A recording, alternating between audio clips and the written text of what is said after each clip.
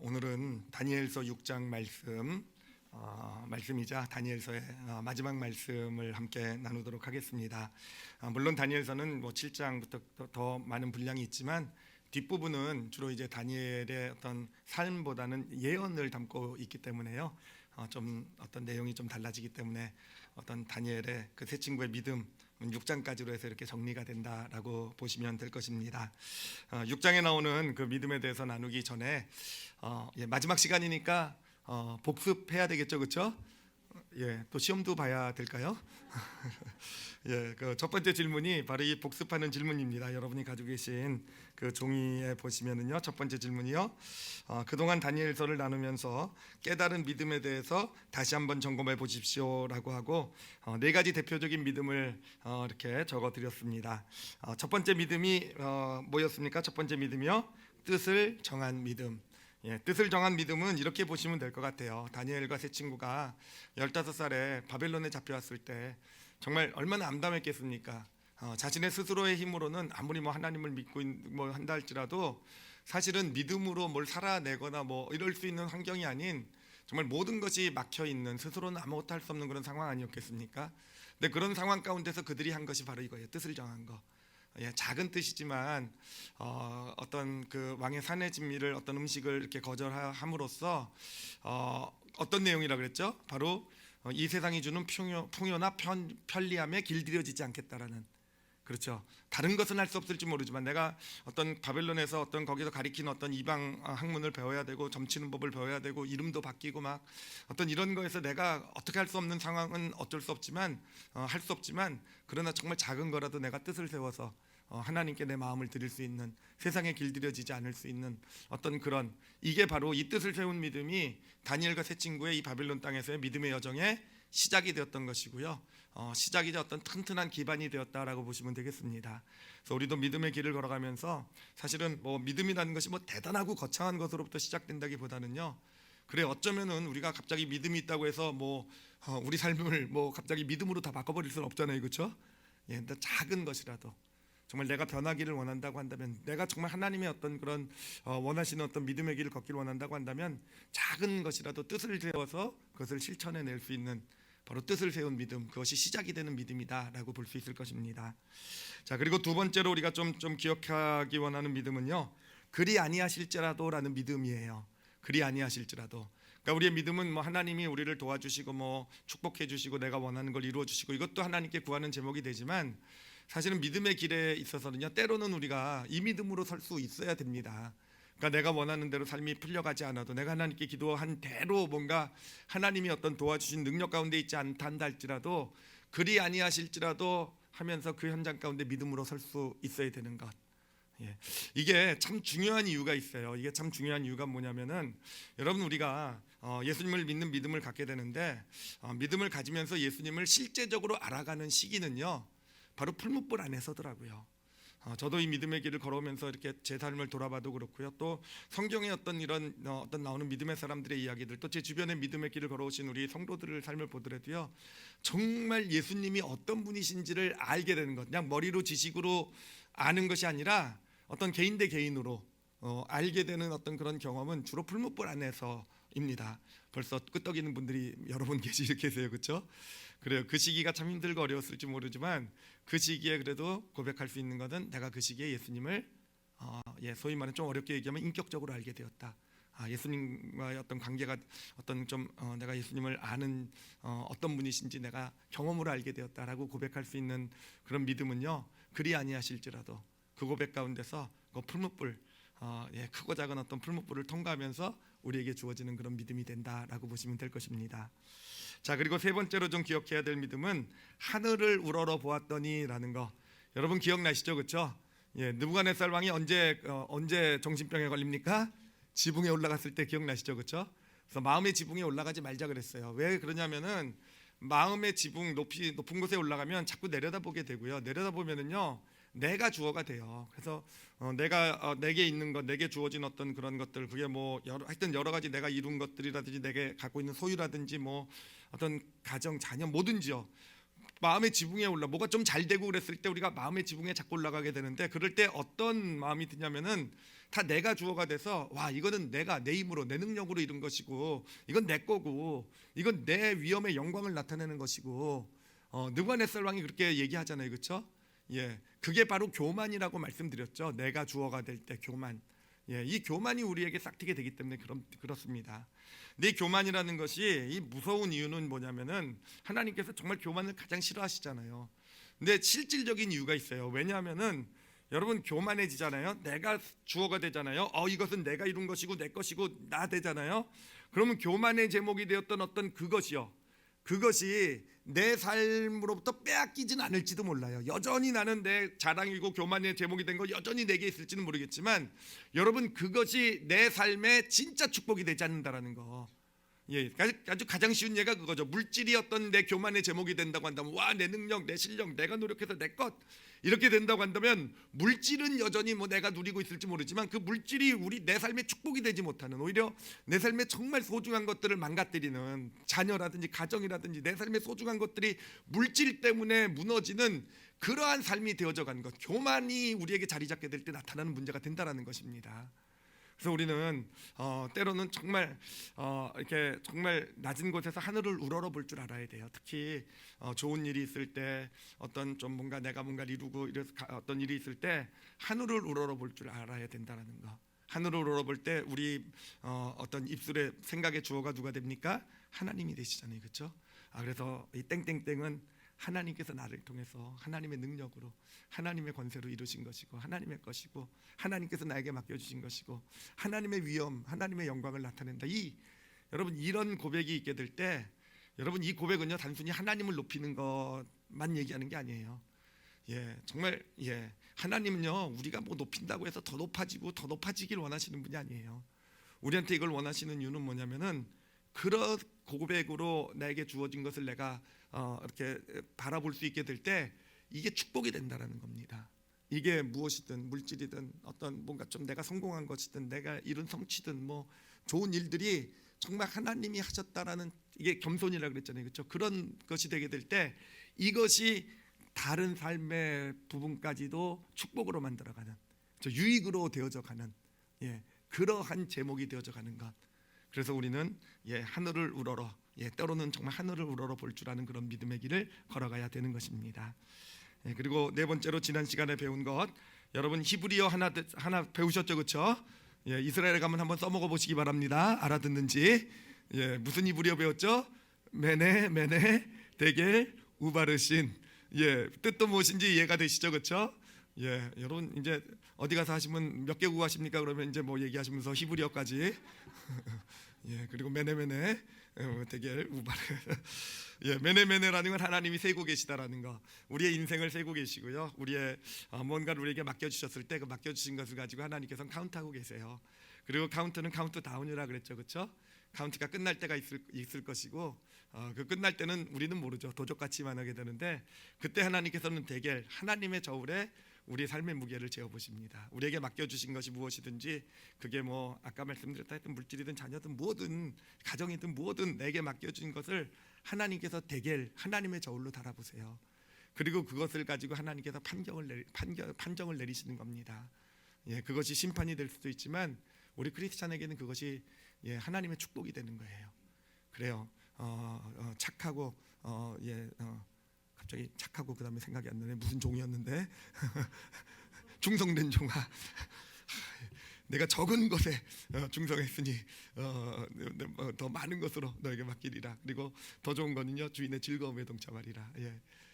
우리 인생이요, 여러분, 축복으로 서가는 것은 세상의 저울에 많이 쌓아서 그것을 점점 많이 쌓아가서 우리 삶이 진짜 축복이 되어져 가는 게 아니라, 그렇게 맡겨진 것을 가지고 하나님의 저울에 다시는 그때 하나님께서 우리에게 더 많은 것, 그러므로 충성된 우리에게 더 많은 것을 맡겨주시면서 그렇게 해서 우리 삶이 세워져 갈 때요, 여러분, 그 삶이 흔들리지 않는 삶이 되는 거예요. 세상 흔들려도 흔들리지 않는 하나님께서 주시는 참된 진짜 복된 삶이 되어져 가게 된다라는 거. 그래서 이건 우리가 우리 인생을 바라보는 어떤 하나의 시야가 좀 됐으면 좋겠어요. 메네메네 데겔 우바르신. 히브리어로 이왕이면 받아가 주시고, 그러면서 늘 마음에 담으시면서 하나님이 세고 계시다라는 거, 특히 어려움 고난이 있어도요 하나님 세고 계세요. 반드시 세고 계십니다. 끝날 때가 있어요. 그리고 끝날 때요 하나님의 저울로 달아보세요. 하나님의 저울로요 달아보시고요. 그 달아보시는 그때가 우리 크리스찬에게는 정말 축복의 때가 될 줄로 믿습니다. 그러므로 고난의 때도요 우리가 좌절하고 낙심하지 않고 믿음으로 살아가는 거예요. 당장 믿음으로 살아갔다고 해서 당장 좋은 일이 없어도요 믿음으로 서는 거예요. 그때 하나님의 때가 임하면 하나님의 저울에 달아보시고 정말 수고하고 착하고 정말 충성되고 하여튼 온갖 좋은 얘기 다 하실 거예요. 제가 성경 구절한 기억이 안 나가지고 다 갖다 대는 거예요. 그리고 우리 삶이 진짜 그렇게 하나님이 예비하신 축복으로 세워져 나가는 그런 복이 임하게 될 것입니다. 자, 오늘은 이제 6장 마지막 이제 다니엘의 어떤 그런 그 믿음의 모습을 보게 되는데요. 그 믿음의 모습을 이제 구체적으로 살펴보기 전에 제가 질문을 하나 좀 더 넣었어요. 뭐냐면은 두 번째 질문을 보면은 다니엘과 세 친구들의 삶에 대한 평가를 담은 구절입니다라고 되어 있고요. 그 보면은 다니엘서 1장 20절도 먼저 볼게요. 1장 20절을 보면은 왕이 그들에게 모든 일을 묻는 중에 그 지혜와 총명이 온 나라 박수와 술객보다 몇 배가 낫다고요? 10배나 나온 줄 아니라라고 되어 있어요. 근데 질문이 뭐냐면은 왜 10배나 나았다고 성경이 이야기하고 있을까라는 겁니다. 10배. 왜 10배나 뛰어나다는 얘기를 했을까? 사실 여러분 어떤 한 사람이 다른 사람보다 뛰어나다고 얘기했을 때 사실은 여러분 IQ를 기준으로 했을 때 10배가 뛰어나는 게 말이 됩니까? 안 되잖아요. 그렇죠? 뭐 IQ 기껏 해봤자 1.5배 정도 뛰어날 수 있는 것이고 뭐 노력의 분량이라든지 뭐 이런 것들을 뭐 어떤 이런 분량들 뛰어남의 분량이라는 것이 세상의 기준으로 보면 뭐 1.5배다 2배다 이렇게 얘기할 수는 있을지 모르지만 10배라고 얘기하는 건 사실은 좀 말이 되지 않는 그런 표현이 됩니다. 어떻게 한 사람이 다른 한 사람보다 10배나 더 뛰어날 수 있을까라는 것. 근데 성경에서 그렇다면 왜 10배나 뛰어났다라는 표현을 쓰고 있을까라고 묵상을 했을 때 마음에 부딪혀 들어온 것이 있었어요. 뭐냐면은 10배라는 표현을 통해서 우리에게 알려주고 계신 것이 뭐냐면은 바로 이것은 극복할 수 없는 차이라는 거예요. 1.5배가 뛰어났다, 2배가 뛰어났다라고 하면은 뭔가 내 노력으로 또 운이나 뭐 어떤 세상의 어떤 그런 어떤 그런 것들로 내가 극복할 수 있는 차이라고 말할 수도 있을 것 같은데 10배면 그렇지 않지 않습니까? 그러니까 10배라는 것은 극복할 수 없는 차이가 나타났다라는 것이죠. 그리고 이것이 바로 이 다니엘과 세 친구, 특히 다니엘의 삶의 모습을 보여주고 있는 것입니다. 그래요. 그들의 어떤 삶의 시작은요 가장 미약했을지도 몰라요. 그렇죠? 포로로 잡혀와서 조그만 나라에 그것도 포로로부터 온 포로가 되어서 정말 왕궁학교에 들어가서 이 바벨론 온 세계에서 온 정말 뛰어난 사람들이랑 경쟁을 해나가면서 이렇게 살아가는 그 길이 그래요. 그런 가운데서 이들이 한 걸음 한 걸음 믿음으로 걷지 않습니까? 그런데 그 믿음으로 걸은 한 걸음 한 걸음은 사실은 물론 그게 축복이 되었을 때도 있었고 믿음 때문에 사실은 손해고 아픔을 경험했을 때도 있었을 거예요. 내가 믿음으로 섰다고 해서 하나님께서 당장은 나에게 뭔가 좋은 것을 해주시고 막 내가 믿음으로 섰으니까 뭐 하나님 축복해 주시고 그런 건 아닐지도 모른다라는 겁니다. 그런데 그런 삶이 쭉 쌓여가다 보니까 인생의 어떤 순간, 오랜 시간이 지난 어떤 순간에 가서 보니까 하나님의 사람의 삶은요 이 세상 사람들의 삶이 어떻게 해볼 수 없는, 극복해 볼 수 없는 그런 차이가 나타나는 삶이 되었다라는 거. 여러분 바로 6장에서 다니엘의 삶이 보여주는 것이 바로 그 차이가 되는 것입니다. 그리고 우리도 믿음의 길을 걸어가면은요 정말 우리 한 사건은 아니라 믿음의 길을 한 사건을 넘어서서 꾸준히 걸어가다 보면 이렇게 극복할 수 없는 차이가 된 인생이 그런 어떤 평안함, 그런 어떤 당당함, 그런 어떤 즐거움, 어떤 그런 인생을 살아가고 있는 우리의 모습을 발견하게 될 것입니다. 바로 6장에서 이제 다니엘의 모습에서 발견하게 되는데, 자 이제 다니엘의 모습을 보면은요, 다니엘은 이 6장에는요 이미 다니엘이 그 포로로 잡혀온 지 제가 이렇게 계산을 해보니까 한 70년 정도가 지났을 때예요. 그러니까 70년이 지났으니까 다니엘의 나이가 한 몇 살쯤 되었겠습니까? 잡혀왔을 때 15살쯤이라고 했으니까 85세. 정말 나이 많이 드셨죠, 그렇죠? 그 당시는 진짜 많이 든 걸 거예요. 하여튼 근데 85세가 되었던 그런 때인데 여전히 다니엘은 그 페르시아에서도 나라가 바뀌었어요. 바벨론에서 페르시아로 나라가 바뀌었음에도 세상은 그냥 완전히 뒤집어졌어도 다니엘의 삶은요 흔들리지 않았죠, 그렇죠? 페르시아에서도 여전히 총리로 이렇게 쓰임을 받고 있는 것을 보게 됩니다. 자, 근데 보면은 본문을 보면은요 이런 다니엘을 다른 신하들이요 어떻게든지 끌어내리려고 합니다. 그렇죠. 젊었을 때도 그냥 사람들이 어떻게든 다니엘과 새 친구를 끌어내리려고 하더니 그냥 85세가 됐는데도 여전히 끌어내리려고 해요. 예, 여러분 우리 크리스찬들은 그렇습니다. 세상 사람들이 우리를 자꾸 끌어내리려고 합니다. 아시겠죠? 예, 여러분 만약에 사람들이 자꾸 나를 미워하고 세상 사람이 나를 끌어내리려고 한다면요, 둘 중에 하나입니다. 하나는 내 인품이 문제가 있든지 하나는 내가 믿음의 길을 잘 걸어왔든지. 우리 성도들은 다 두 번째가 되시길 바랍니다. 예, 하여튼 그렇게 이제 하여튼 세상 사람들은 끊임없이 이렇게 하나님의 사람들을 어떻게든 끌어내리려고 해요. 근데 끌어내리려고 하는데 예, 어떤 일이 있었냐면은 다니엘서 6장 4절을 한번 보세요. 6장 4절에 이렇게 나옵니다. 이에 총리들과 고관들이, 총리가 3명이었어요. 그 중에 다니엘이 1명이었는데 이제 왕이 다니엘을 그 총리 3명 중에서도 최고 총리로 막 세우려고 그러고 있던 그런 때예요. 이에 총리들과 고관들이 국사에 대하여 다니엘을 고발할 근거를 찾고자 하였으나 아무 근거, 아무 허물도 찾지 못하였으니 이는 그가 충성되어 아무 그릇됨도 없고 아무 허물도 없음이었더라. 예, 정말 대단한 사람인 거 맞죠, 그렇죠? 예, 정말 그가 하는 어떤 국사 나라 일을 돌보고 그가 하는 삶을 보면은요, 정말 흠을 잡을 만한 아무것이 또 없었다라는 겁니다. 네, 여러분 이것도 우리가 보아야 될 게 뭐냐면은 처음부터 우리 인생이 그렇게 된다는 것이 아니에요.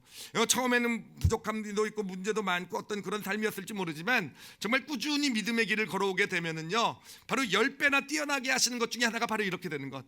어느샌가 내 삶 가운데 흠이 없어지고, 그래 나도 모르는 새 어느샌가 사람들이 나를 어떤 하는 일을 가지고 세상의 어떤 그런 것들을 가지고 나를 판단하고 나를 평가하려고 할 때 끌어내릴 것이 없는 그러한 삶의 모습으로 어느샌가 변화되어져 가는 게 우리 크리스찬의 어떤 믿음의 길에 어떤 축복이 되는 줄 믿습니다. 예, 그런데 하여튼 그러니까 이제 뭐 하여튼 나라 일 돌보는 거는 도저히 어떻게 끌어내릴 방법이 없는데, 그러니까 이들이 이제 다니엘을 끌어내릴 수 있는 거는 한 가지밖에 없다는 것을 이제 깨닫게 돼요. 뭡니까? 믿음을 가지고 끌어내릴 수밖에 없는 거예요. 그 믿음을 가지고. 그래서 저 사람은 믿음 아니면 어떻게든 흠을 잡아볼 게 없다 라는 그런 이제 판단 가운데서 그들이 이제 어떤 일을 꾸미게 되죠. 왕에게 가가지고 왕에게 어떤 조서를 내리게 만듭니다. 그 조서의 내용은 뭐냐면 30일 동안 왕 외에 다른 어떤 신에게도 기도하지 못하게 하는, 왕 외에 어떤 신에게도 기도하지 못하게 하는 이런 조서를 이제 왕에게, 이제 왕을 좋은 말로 해가지고는 왕이 내리게 만듭니다. 그래서 왕도 그런 조서를 내리면서 이제 그 도장을 찍어요. 만약에 다른 신에게 이 30일 동안에 절을 하게 되면은요, 기도를 하게 되면 사자굴에 던지겠다라는 그런 조서입니다. 자, 그런 조서가 내려진 상황이에요. 그런 상황 가운데서 이제 우리 세 번째 질문을 같이 보도록 하겠습니다. 세 번째 질문입니다. 다음은 다니엘의 믿음을 보여주는 구절입니다. 그가 가지고 있었던 믿음의 특징들을 찾아보십시오. 그리고 성경 구절을 드렸는데 제가 뒤에다가 단어를 한번 찾아보라고 말씀드렸어요. 다니엘의 믿음의 특징을 보여주는 단어를 3가지를 찾아보자 했는데, 여러분 한번 저랑 같이 읽으시면서 그 믿음의 특징을 보여주는 단어들을 찾아보시기 바랍니다. 우리 다니엘서 6장 10절 함께 읽겠습니다. 시작. 다니엘이 이 조서에 왕의 도장이 찍힌 것을 알고도 자기 집에 돌아가서는 윗방에 올라가 예루살렘으로 향한 창문을 열고 전에 하던 대로 하루 3번씩 무릎을 꿇고 기도하며 그의 하나님께 감사하였더라. 예, 그의 하나님께 감사하였더라. 그래요. 하여튼 다니엘은 이렇게 하여튼 기도를 하죠, 그렇죠? 기도를 하고 조서 그 칙령에 따라서 결국 사자굴에 던져지게 돼요. 예, 사자굴 사건은 워낙 유명하죠, 그렇죠? 하여튼 주일학교를 저처럼 대충 다닌 사람도 이 다니엘의 사자굴 사건은 기억하고 있으니까 그림도 기억이 나요, 그렇죠? 근데 제가 지금 생각해 보면 그 그림이 진짜 잘못됐어요. 예, 지금 그 그림을 보면요, 아주 정말 잘생기고 아름다운 미 소년이 사자를 쓰다듬고 있는 그런 그림들인데, 지금 다니엘이 몇 살입니까? 예, 할아버지로 바꿔야 돼요, 그거요. 예, 하여튼 이제 그런 사건이 하나님께서 사자 입을 막아주시고 결국 이제 다니엘을 고소했던 사람들이 사자밥이 되어져 가게 되는데, 자, 여러분 여기서 지금 이제 그 믿음이에요. 다니엘의 어떤 그런 사자굴을 당당히 걸어 들어간 믿음인데, 다니엘의 믿음의 특징을 보여주는 단어 3개. 예, 첫 번째 단어 발견된 단어 있으십니까? 알고도가 눈에 띄십니까? 예, 그게 왜 그렇게 중요하죠? 믿음을 보여주는 중요한 단어가 됩니까? 알고도. 그렇죠? 뭐라는 겁니까? 지금 자기가 기도를 하면은 사자굴에 던져진다라는 거, 그렇죠? 왕의 그 어떤 그 조서에 도장이 찍혔어요. 도장이 찍히면 왕도 못 바꿔요. 왕도 바꾸지 못하는 게 그 페르시아의 법입니다.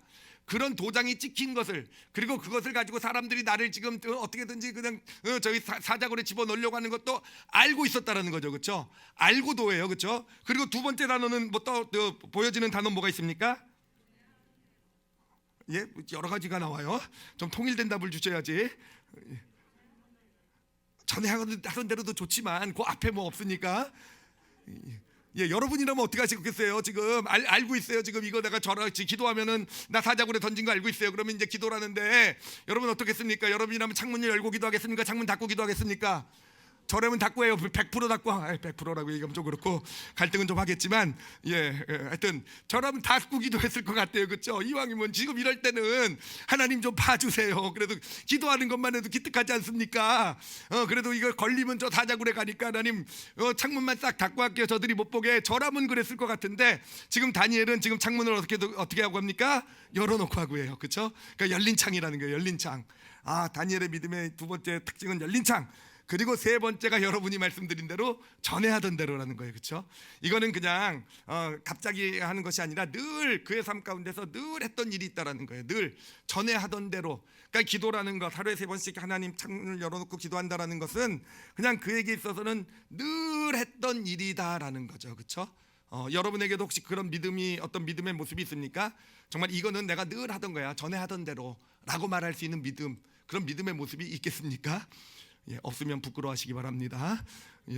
저도 많이 생각이 안 나는데 어찌됐든 이 다니엘의 믿음을 보여주는 이 세 가지 단어가 알고도, 그 다음에 열린 창에서, 그 다음에 전에 행하던 대로라는 거예요.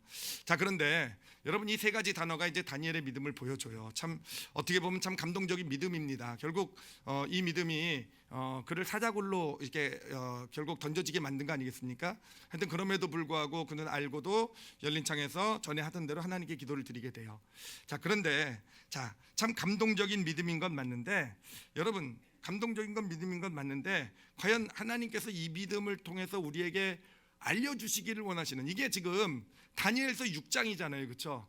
이제 5장까지 다니엘과 그 세 친구의 믿음의 삶의 여정을 쭉 보여주고 나서 어떻게 보면 믿음의 결론과도 같은 장이 지금 그 삶, 다니엘의 그 어떤 이방 땅에서의 70년의 삶, 어떤 믿음으로 걸어왔던 정말 여러 가지 어려움 고난도 통과하면서 그가 하나님과 함께 지냈던 어떤 그런 모든 믿음들이 쌓여와서 그것에 대한 결론을 보여주는 장이 지금 다니엘서 6장인 거잖아요. 그 결론이 사자굴이잖아요. 그렇죠?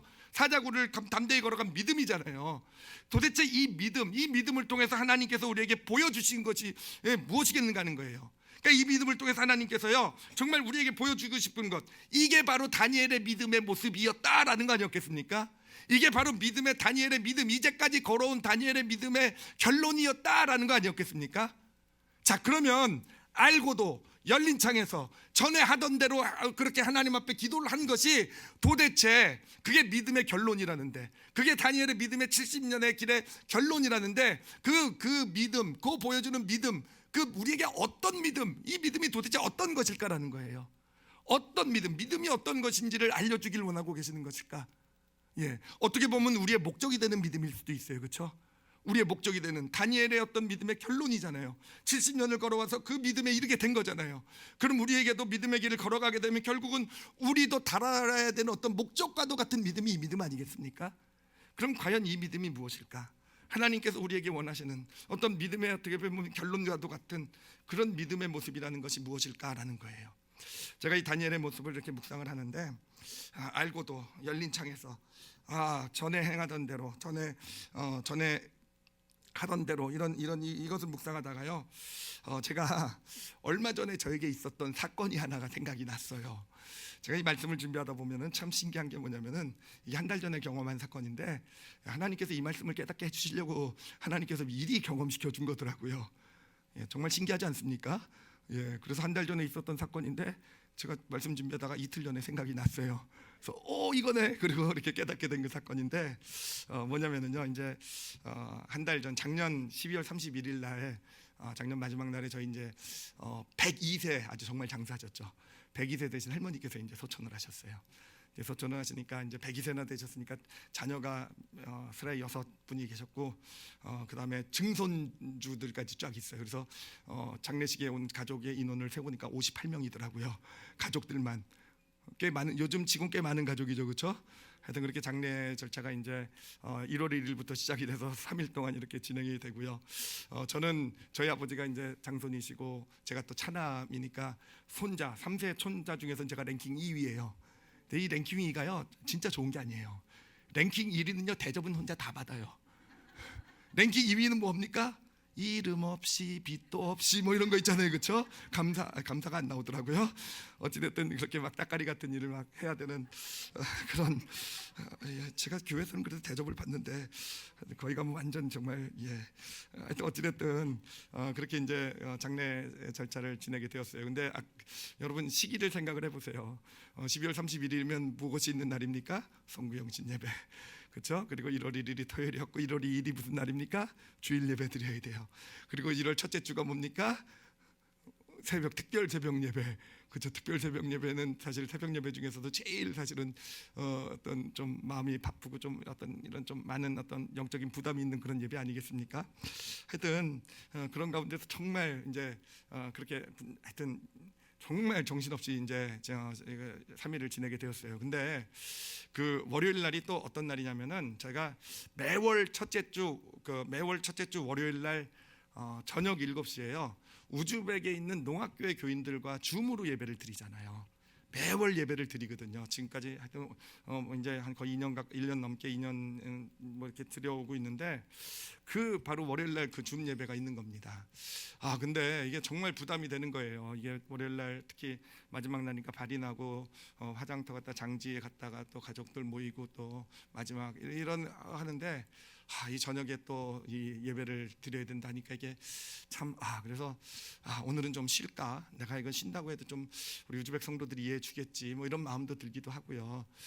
내가 뭐 쉰다고 해서 누가 뭐라 그러겠나 사실은 뭐 한 주 정도 연기한다고 해서 막 이런 마음도 막 드는데 그런데 자꾸 마음에 부담이 있는 거예요. 자꾸 마음에 제가 뭘 하냐면 이들이 이 시간을 이 우즈벡 성도들이 참 많이 기다리거든요. 많이 기다리고 정말 이렇게 한 달 만에 이렇게 한 번씩 만나서 1시간 예배드리고 1시간 교제하는데 하여튼 이분들은 내게는 가식은 아닌 것 같아요. 정말 자신들에게는 뭐 활력이 되고 너무 좋다. 하여튼 소중히 여기는 걸 보면서 그냥 내가 좀 힘들고 그래서도 좀 하자 그래서 이제 예배를 저녁에 들어가서 하여튼 부랴부랴 들어가가지고 이제 예배를 이제 2시간 동안 같이 이렇게 드렸습니다. 하여튼 은혜롭게 예배를 드리고 이제 예배를 마쳤는데 이제 줌으로 드렸죠. 그러니까 집에서 이제 드렸는데 근데 예배가 끝나고 우즈벡으로부터 문자가 하나 왔어요. 이런 문자가 왔습니다. 그 카톡 메시지가 왔는데 제가 카톡 메시지를 좀 보여드리도록 할게요. 그러니까 이민교 목사님에게 와서 저한테 전달된 거예요. 지오다라는 우리 통역하는 그 우즈벡 우리 성도가 보낸 건데 목사님 조준환 목사님 카톡이 저한테 없어서 전달해 주시면 감사하겠습니다 하고요. 오늘은 할머니께서 돌아가시고 마음이 많이 힘든 날이었음에도 불구하고 오늘 우리와 함께 하시는 모임을 취소하지 않고 끝까지 자리를 지켜주시는 것이 감동이었습니다. 우리와 함께 있어 주셔서 너무 감사하고 행복했습니다. 조준환 목사님 감사하고 축복하고 사랑합니다. 이런 메시지가 왔어요. 이런 메시지. 그러면서 이제 이민경 목사님은 저한테 연락을 하셔서 정말 오늘 우리 우즈벡 성도들이 은혜를 많이 받았다라는 거예요. 오늘 말씀이 좋았나 뭐 이러겠는데 그게 아니라 이게 너무 감사했다는 거예요. 할머니 돌아가시고 이런 정말 이런 가운데서도 자신들이 잊지 않았다라는 거. 그 시간에 자신들의 이렇게 함께하는 시간을 내어줬다라는 거. 근데 사실은 제가 하기 전까지는 힘들었지만 저도 너무 좋았거든요. 너무 힘도 되고 활력이 되고 저한테만 행복한 시간이었다라고 이렇게 얘기를 하는데 그런 얘기를 나누면서요, 제가 사역이 무엇인지를 좀 이렇게 마음에 좀 담게 되었어요. 사실은 예전에 저는 사역이라고 하면은요, 제가 뭔가 말씀을 잘 전하고 뭔가 기가 막힌 걸 가르쳐드리고 뭔가 프로그램을 잘 만들어가지고 막 프로그램을 통해서 훈련들을 잘 시켜드리고 이게 사역의 본질이라고 생각을 해왔어요. 그런데 여러분 그게 사역이 아니더라고요. 제가 이 사건을 통해서 마음에 담게 된 것, 그리고 그 전에도 계속 오면서 이렇게 깨닫게 된 것은 뭐냐면요, 여러분 사역이라는 것은요 그런 지식도 어떤 프로그램도 이런 것도 아니고 사역이라는 건 관계라는 걸 알게 되었어요. 관계. 여러분 관계라는 게 무엇입니까? 결국 이런 게 관계 아니겠습니까? 정말 어떤 힘들고 어려운 상황이지만 함께 지내는 시간을 가장 소중하게 여겨줄 수 있고, 때로는 제가 꼭 해야 될 일인 것도 아니지만 한 주 미룰 수도 있고 그런 일이지만 그 가운데서도 정말 함께 해줄 수 있고, 그래도 제가 나눌 건 나눌 수 있고, 서로 이런 것들 희생할 수 있고, 이런 것들 아니겠습니까?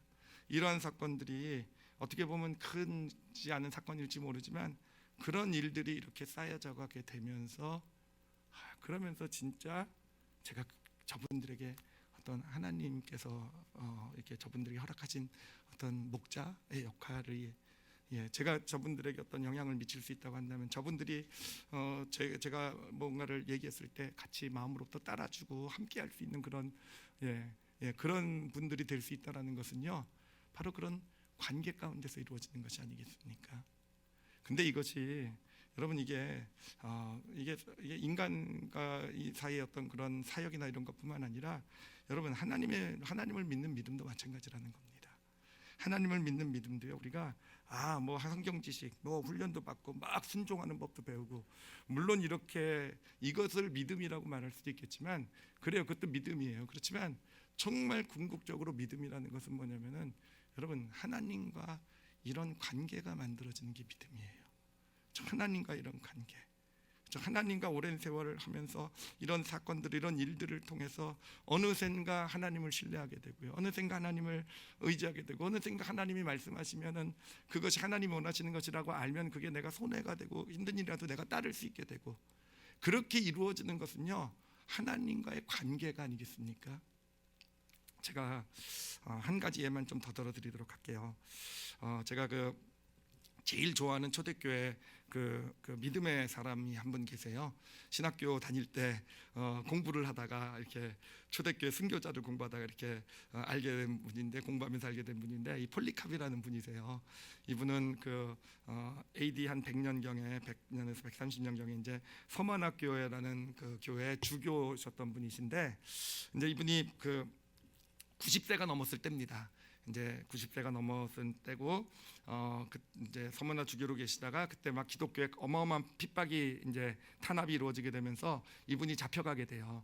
잡혀서 이제 원형 경기장에서 이제 순교의 길을 걸어가게 됩니다. 화형을 당하시게 되는데, 그런데 그때 이제 그것을 책임지던 그 도시의 집정관, 그 도시의 집정관이 이 집정관이 폴리캅을 보면서 그런 제안을 하게 돼요. 이 폴리캅을 보니까 나이도 많고요, 그렇죠? 90세가 이미 넘으셨고, 그리고 워낙 그 인품으로 정말 이름이 나 있는 분이세요. 정말 그런 사람을 섬기고 하는 어떤 인품들의 모습으로 이름이 나 있는 어떤 그런 그런 어떤 그의 삶의 어떤 그 집정관도 존경하고 있었던 그런 사람이 폴리캅이었던 거예요.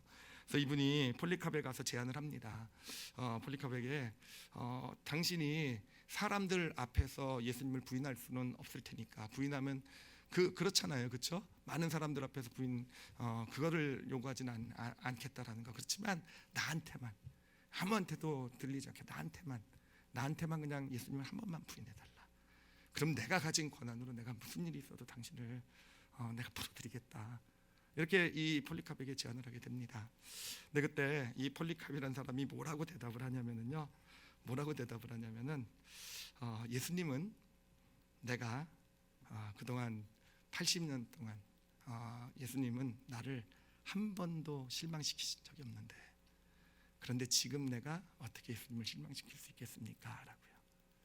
한 번도 지난 80년 동안 나를 실망시킨 적이 없는데, 그리고 이제 순교의 길을, 화형 이제 불에 타서 이제 순교의 길을 걸어가게 되는데, 그때 제가 이제 처음 사역의 길을 걸어오면서 30년도 넘었죠. 하여튼 그때 한 30년 됐겠군요. 한 25년이군요. 하여튼 너무너무 이게 감동이 되었어요.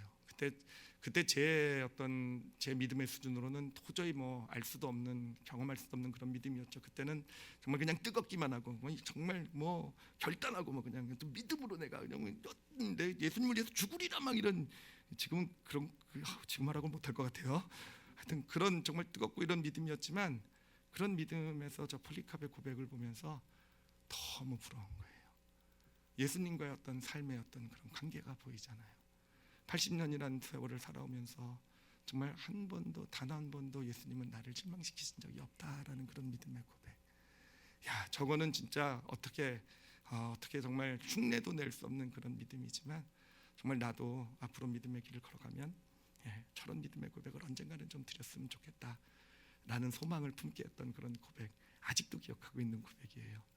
그러면서 이번 말씀을 준비하면서 그 고백이 생각이 난 겁니다. 고백이 생각이 나면서 돌아봤어요. 제 인생을 이렇게 돌아보니까 정말 부족하지만 정말 감사한 게, 저도 지난 25년 동안 사역의 길을 걸으면서 어려운 일도 있었고 힘든 일도 있었지만요, 그래요. 그 당시에는 왜 나에게 이런 일이 있어야 되나, 왜 내가 이 길을 이런 길을 걸어가야 되나라는 그런 정말 어떤 마음 아픈 그런 어떤 그렇게 한탄도 했던 적도 있지만, 정말 지금 와서 제가 고백드릴 수 있는 건, 저는 그렇게밖에 못 드리겠어요. 저는 예수님을 많이 실망시켰는데 예수님은 한 번도 저를 실망시키지 않으셨다라는 거. 나도 이 고백을 이제 조금 할 수 있겠구나 하는 게 너무너무 감사하더라고요. 그러면서요, 여러분, 제가 여러분에게 말씀 오늘 함께 나누고 싶은 게 그거예요. 믿음은 관계더라고요. 믿음은 관계예요. 믿음은 처음은요, 우리가 의지로 시작해요. 내가 정말 옳고 그름으로 시작해요. 이게 옳고 이게 진리고 이게 예수님 말씀이고 이렇게 시작이 돼서 내가 옳은 길 가야 되고 이렇게 시작이 되지만, 그러면서 어려운 일 힘든 일 있어 내가 믿음을 지켜야 되고 이렇게 시작이 되지만, 이렇게 하지만 내가 정말 어떻게 예수님을 배신하고 이렇게 시작이 되지만, 그렇게 믿음의 길을 가지만 믿음의 길은요, 어느샌가 그 길을 걸어가다 보면은요 이런 믿음이 되더라고요. 그런 관계 가운데서 그래요, 굳이 막 결심을 하고 내가 막 그것이 아니라, 그래요, 지금 내 앞에 비록 그것이 어려움, 고난, 풀무불이라 한다 할지라도, 사자굴이라 한다 할지라도 내가 어떻게 예수님을 실망시킬 수 있을까, 그런 마음으로 막 옳고 그르고 내 믿음이 막 이게 아니라, 그냥 예수님은 나를 한 번도 실망시키신 적이 없으신데, 갑자기 생각나는 단어가 있어요. 의리라는 단어. 의리. 그렇잖아요. 의리가 있어야 되잖아요, 사람이. 맨날 의리를 저버리는 건 우리 쪽이긴 하지만, 그렇잖아요. 그게 믿음이구나라는 거예요. 다니엘서 6장이 보여주는 믿음이 바로 그거 아니겠습니까? 다니엘서, 여러분, 어떻게 보면 풀무불 사건과 이 사자굴 사건은요, 겉으로 보기엔 굉장히 비슷해요. 그렇죠. 풀무불인 줄 알면서 사자굴인 줄 알면서도 믿음을 지킨 거에서는 굉장히 비슷한데, 제가 오늘 말씀을 묵상하면서 이것의 차이점을 봤어요. 이 풀무불 사건은요, 다니엘의 세 친구가 아까 말씀드린 대로 우리는 믿음을 지켜야 되고 하나님이 안 도와주시더라도 나는 하나님을 배신할 수 없고, 이런 믿음으로 풀무불에 들어간 그런 사건이었다고 한다면, 이 사자굴 사건은 그것이 아니라 그냥 하나님이 이제 한 번도 나를 실망시키신 적이 없는데, 그러니 그냥 알고도 그냥 늘 그랬듯이 창문 열어놓고 전에 하던 대로 그냥 기도하면서 하나님을 배신할 수 없는 거죠, 그렇죠? 그냥 편안하게 그렇게 그냥 하나님과 의리를 지키며 걸어갔던 길이 바로 이 사자굴 사건이었구나라는 것을 보게 되었습니다. 여러분, 믿음은요, 관계예요. 그래요. 처음에 믿음의 길을 걸어갈 땐 막 내가 뭔가를 의지를 동원하고 막 믿음 이럴지 모르겠지만, 여러분, 믿음의 길을 걸어가다 보면은 정말 너무도 자연스럽게 우리 예수님을 알게 될 것입니다. 그게 진짜 믿음이고요. 그게 하나님이 원하시는 어떤 믿음의 여정 가운데서 우리에게 바라는 믿음의 모습이 되는 것이고요. 그런 믿음을 지금 우리가 향해 나가고 있는 줄 믿습니다. 그래서 우리 오늘 말씀에서 이 세 단어만 좀 기억을 좀 잘하셨으면 좋겠어요. 기억하시죠? 첫 번째는요, 알고도, 두 번째는요, 열린 창에서, 세 번째는요, 전에 행하던 대로. 여러분, 이거 기억하시고요. 우리 앞에 무슨 어마어마한 사자굴이 아니라 한다 할지라도, 조그만 사자굴이라 한다 할지라도, 좀 어려움이라 한다 할지라도 한번 이 말씀을 한번 실천해 보세요. 알면서도, 손해 볼 건 줄 알면서도 그냥 열린 창, 부끄러워하지 않고, 내 믿음을 부끄러워하지 않고, 그래, 전에 행하던 대로 내가 하나님께 약속하고 드렸던 시간인데, 그렇잖아요. 우리를 사랑하는 사람 한테, 우리를 정말 사랑해 주는 사람한테도요, 내가 약속한 거는 그분에게 드려야 될 건 정말 드리잖아요, 그렇죠? 좀 손해가 돼도. 그래, 늘 전에도 그랬듯이요, 전에 하던 대로 그렇게 하나님께 이렇게 드리는 그런 믿음의 길을 한번 걸어가 보세요. 요 세 단어를 기억하시고, 이것이 쌓여가게 되면서 하나님과 관계라는 믿음이 만들어지게 될 거예요. 그래서 어느샌가 믿음이 내가 만들어내지 않아도, 내가 의지를 동원하지 않아도 어느샌가 그냥 하나님 바라보면서 하나님은 나를 한 번도 실망시키신 적이 없으신 것, 그 은혜 가운데서 정말 이 다니엘과 같이 정말 멋지게, 정말 감동적인 그런 믿음의 삶을 걸어가는 우리의 모습이 반드시 이루어지게 될 줄 믿습니다. 그래요. 올 한 해 이제 다니엘의 믿음을 가지고 걸어가시는데, 올 한 해가 끝났을 때는요, 그런 고백 우리에게 있을 거예요. 올 한 해 동안 2022년 하나님이 한 번도 우리를 실망시키지 않으셨다. 여러분, 그 고백을 이렇게 좀 만들어가는 그런 2022년이 되시길 바랍니다. 그래서 2022년이 지나고 또 새로운 한 해를 맞이할 때마다 하나님과 더 하나님을 안다라고 말할 수 있는 그런 관계가 이루어져가는 그런 믿음의 길을 걸어가시는 저와 여러분이 되시기를 예수님의 이름으로 축원합니다. 기도하시겠습니다. 여러분, 기도하실 때요, 관계라는 단어를 한번 생각해 보세요. 관계요. 여러분, 부모가 자녀에게 영향을 미칠 수 있는 것은요, 부모가 더 사실은 나이가 많아서도, 많은 걸 알고 있어서도, 뭔가 배운 게 많고 뭔가 힘이 있고, 만약에 그게 내 영향력에 달하고 한다면 나보다 더 힘 있고 더 배운 거 많은 사람들에게 우리 자녀 더 믿고 따르고 신뢰하지 않겠습니까? 그렇잖아요, 그렇죠? 관계예요, 관계. 그분이 날 사랑한다라는 거. 우리 부모가 좀 잘못해도 자녀가 그래도 저분은 날 사랑하니까 나에게 진짜 좋은 일을 해주시려고 하신 거라는 걸 알기 때문에 그 관계는 깨지지 않고 가는 거잖아요. 근데 하나님은요, 한 번도 우리를 실망시키지 않아요. 그 당시는 잘 모르는데요, 지나고 나서 보면 정말 우리 예수님은요, 한 번도 나를 실망시키신 적이 없으신 그런 분이세요. 그 예수님의 사랑을 알아가면서 우리의 믿음이요, 굳건하게 세워지게 되는 겁니다. 굳건하게 내가 무슨 믿음을 지켜야지 막 이래서가 아니라 어느샌가 그냥 알면서도 열린 창에서 부끄러워하지 않고 전에 행하던 대로 그냥 예수님께 내 삶을 드리면서, 드려야 될 것을 드리면서 걸어가는 믿음으로 세워져 가게 되는 것입니다. 그래요. 이 시간 기도하실 때 그 예수님을 알기를 원합니다 라는 고백을 드렸으면 좋겠어요. 그리고 나도 다니엘처럼 알면서도 열린 창에서 전에 행하던 대로 그렇게 믿음의 길을 걸어가기를 원합니다 라고, 그리고 무엇보다도요, 나도 그런 고백을 드릴 수 있었으면 좋겠습니다 라는, 정말 하나님은 나를 한 번도 실망시키지 않으시군요 라는 거. 그런데 우리가 믿음으로 서보지 않으면은요, 그런 고백을 드릴 수가 없어요. 우리가 삶에서 정말 알면서도 열린 창에서 그래요, 전에 하던 대로 그것이 사자굴인 줄 알면서도 그런 믿음의 위치에 가서 서지 않는 이상 하나님이 나를 실망시키지 않는다, 정말 예수님은 나를 한 번도 이런 고백이 나올 수가 없습니다. 그래요. 그 믿음으로 나도 서고, 그래서 나도 다니엘과 같은 그런 믿음으로 서서 정말 우리 폴리캅 제가 함께 나눈 그 고백이 있잖아요. 한 번도 나를 실망시키지 않으신 그런 예수님을 더 잘 알아가는 그런 나의 삶이 되게 하여 주시옵소서. 우리 다 같이 오늘 말씀 놓고 자신을 위해서 우리 잠시 함께 통성으로 기도하시겠습니다.